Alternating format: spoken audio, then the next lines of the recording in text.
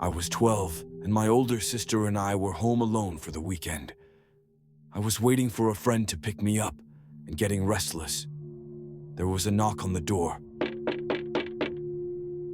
Thinking it was her, I ran to answer it without checking through the peephole.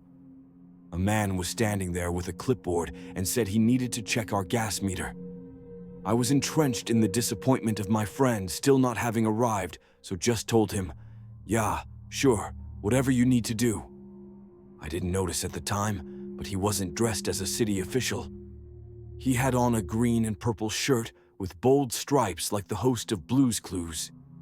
He came in and immediately went up the stairs to where our bedrooms were and walked into the open door of my room, the typical girly girl room with pink and glitter. Thank God, my sister came down the stairs at almost that exact moment. She said, "Oh, is that Lena's dad? Why is he going upstairs?"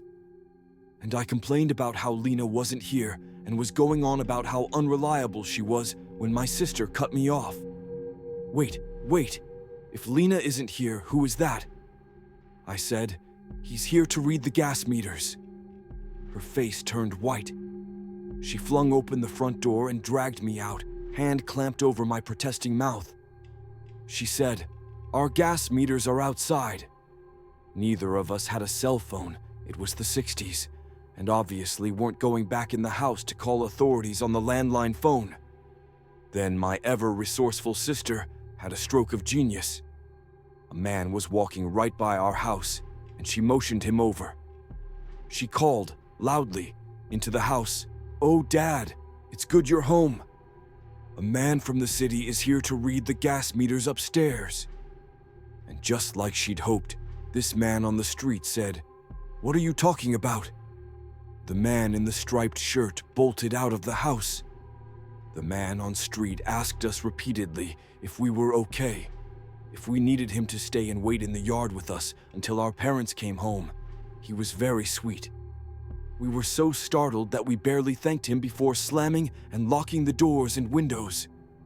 As irate as my sister was that I let someone in the house, she begged me not to call the authorities because my parents left her in charge and she worried she'd be in trouble.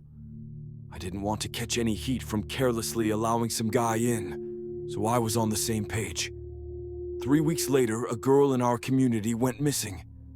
Same MO, she was home alone, and authorities found the door open and no signs of forced entry.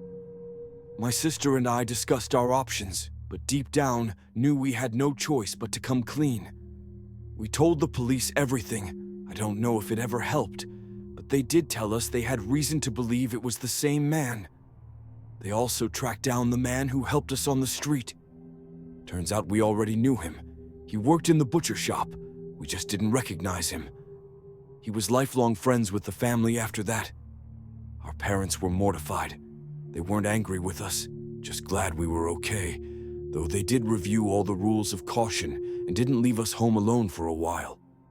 They found the girl and say she'd been held for a few days and then burned alive. They never caught the man, but fear not, he was in what appeared to be his early 30s in the 1960s, so in any case, he has to be dead by now. I just thank God every day for my sister's resourcefulness and quick action.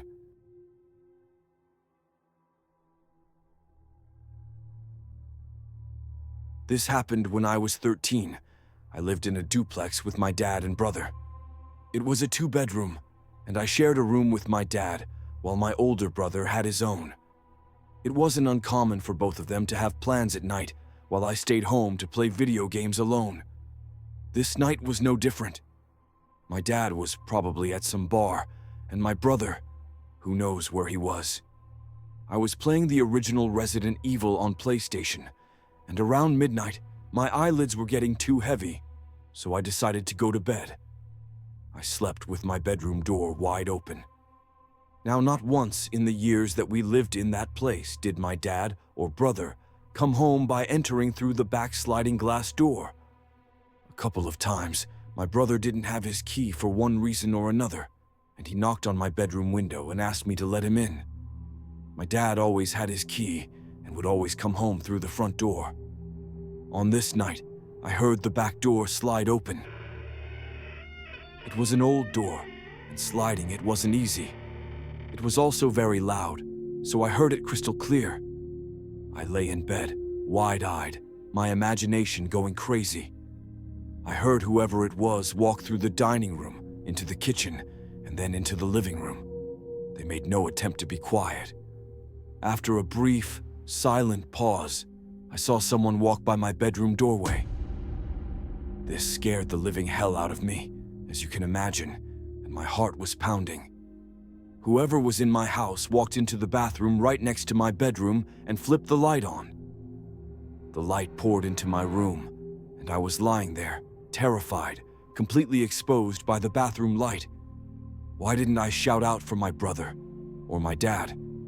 Because, like I mentioned earlier, I knew it wasn't them, and there was no one else it could have been that would have made sense. Not a family member, not a friend. I knew it was someone who didn't belong. The person then walked out of the bathroom, left the light on, and went into my brother's room, where they started making a ton of noise. It sounded like they were searching for something. All I did was lie there, shivering. After a few more minutes, the person walked by my bedroom again. I expected, at any moment, a stranger would walk into my room. But they didn't. I heard them making noise in the living room, walking around, huffing and puffing.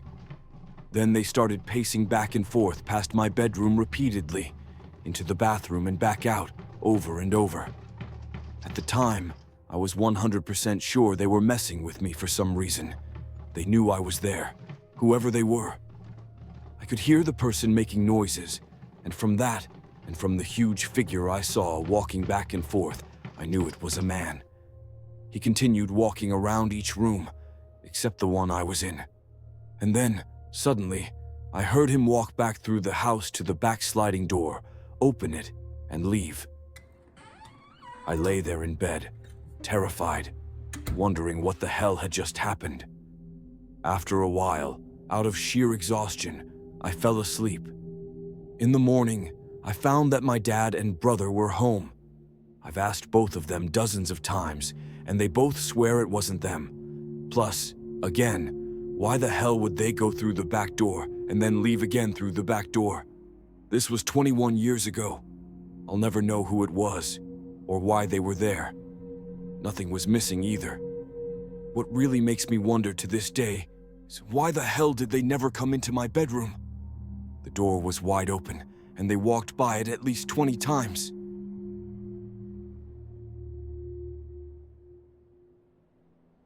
Okay, I want to start by saying, this actually happened. This isn't some creepy story or something I made up. I still have trouble sleeping alone because of it. Even now, years later at 27, I check every closet and lock every door at least 3 times before bed. So yeah, here's why I don't stay home alone anymore. I was 16, almost 17, living with my mom and my little brother, Lucas. He was about 7 at the time. My mom worked night shifts at a nursing home, so I was usually the one watching Lucas when she was gone. Since he was younger, he'd be asleep by 8, and I'd just do my thing. Watch TV, scroll on my phone, eat junk food. You know, typical teenager stuff. We lived in this little 1-story house on the edge of some woods. It wasn't totally isolated, but there weren't many neighbors nearby either. I used to love having the house to myself at night, until all of this happened. The first time I noticed something weird, it was small. I was in bed around 11 p.m., scrolling through my phone, when I heard this shuffling sound, like someone dragging their feet on the carpet. I froze. Lucas was asleep. My mom wasn't home. I sat there holding my breath, listening. It was quiet for a few seconds, and then I heard it again. A soft, scuffing noise, like someone was moving really slowly through the living room. I grabbed my phone and crept out of my room, heart pounding. I checked the front door, locked. The windows are locked. Nothing looked out of place. But then I noticed something that made my stomach drop. The hall closet was open, just a crack. We never left that door open. Ever. I stood there for a second, my whole body on edge.